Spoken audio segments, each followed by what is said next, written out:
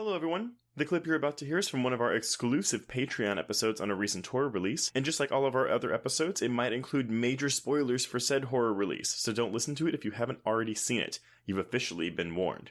And if you'd like to hear the full episode, just head on over to patreon.com/horrorqueers and subscribe today. Without further ado, here is your exclusive Patreon clip.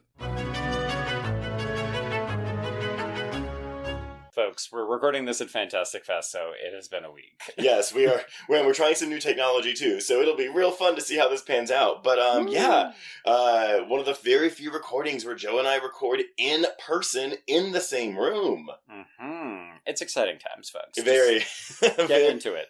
Very, very, very exciting. So let's kick this off, right? So, Joe, would you recommend this movie? I think I absolutely would. Yeah, it's not exactly what I expected, but it went in some really fun directions. I think we'll have things to say about the end, but apart from that, it's a bit of a wild ride.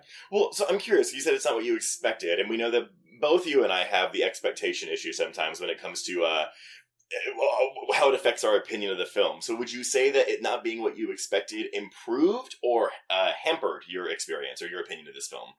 Okay, well, I should walk this back, because initially I didn't really know what to expect from the film, and then I heard from a bunch of folks that it was wild, action-packed, also mostly dialogue-free, which was... accurate. Interesting. But, I would say it's a good thing, if only because this could have been a very standard, what is it? Stars in the... No. Fire in the Sky. Fire in the Sky, thank you. Yes. I'm looking at you like, Trace, help me. I'm going to forget all the details. It's interesting. So have you seen Fire in the Sky? I haven't, but I've seen the off-reference scene. Yes. I have as well. I have not seen the film, but I have seen that scene. Yes, I would recommend this. I feel like I'm going to come out liking this slightly more than you. Okay. I mean, y'all, full disclosure, we just finished watching this, so we haven't had a ton of time to process it, but I'm somewhere between 3.5 and a 4 out of 5. I'm not sure what I'm going to settle on. Yeah, I'm probably at about a 4, but I might be persuaded to a 4.5. So we're definitely recommending. We're definitely recommending this movie. Definitely recommending. And yeah, I mean, if y'all don't know who Brian Duffield is, I mean, he wrote and directed Spontaneous, which I think was 2021? Or 2020. Or 2020. Sorry, y'all. No computers with us this time. But he did screenwrite The Babysitter, Underwater, which I know... Correct me if I'm wrong, Joe, you like that one a lot, right? I've been liking it increasly more as we get away from it, yeah. Yes, as time goes on. I need to rewatch it because I was definitely hungover when I saw it in the theater. But I'm also Love and Monsters, which I have not seen. You have not seen Love and Monsters? I have not seen Love and Monsters. Oh, Trace, it's so fucking good. You are going to really enjoy the fuck out of that movie. It's been like one of those things where it's on my list all the time, but it never just quite makes the cut when it comes down to, what am I going to watch today? See, that is so funny because I feel like if you had have seen it, you would probably be not more excited, but you would see elements of the creature design in this movie with that movie, because that is a movie filled with creatures, and they all take different forms, and they have kind of unique characteristics and personalities. All right.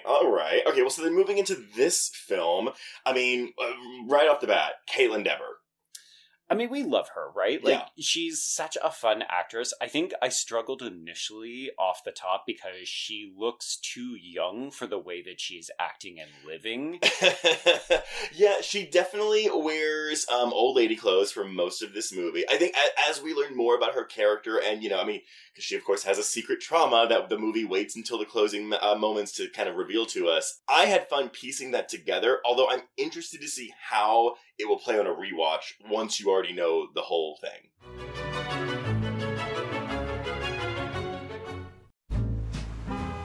Atlas Avenue. A long stretch of road that encompasses everything the city of Kennett Heights has to offer. Neon lights, traffic, crime, the hustle and bustle of everyday life, and the craziest of characters. My office was above it all. My name is James Locke, and I'm a PI. Hello, Mr. J. How the hell you doing today? Good, Edith. Nearly every year I have a new case. New people to meet, new clues to discover, and new problems to solve. But I do it the old-fashioned way. No technology. Nothing post-1950. Hell, I don't even listen to podcasts, but you should. Atlas Avenue Beat is a spoof of the film noir genre with goofy characters, tons of wordplay, and non-stop raunchy humor. There's also 3 whole seasons out right now with more on the way. Just search for Atlas Avenue Beat wherever you listen to podcasts or visit us online at bloody.fm.